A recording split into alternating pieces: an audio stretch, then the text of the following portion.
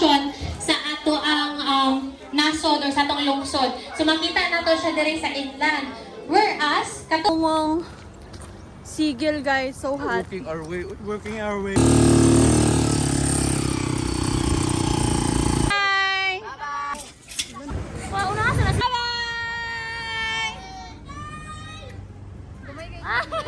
Nag-flying ka sila. Ah, sige. Go! Ano si Damdam?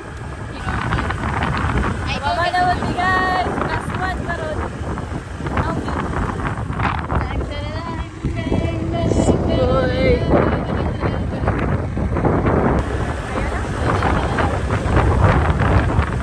After sa sigil na duty sa Kalahi.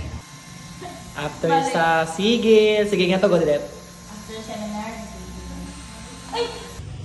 Kalahi na, kalahi.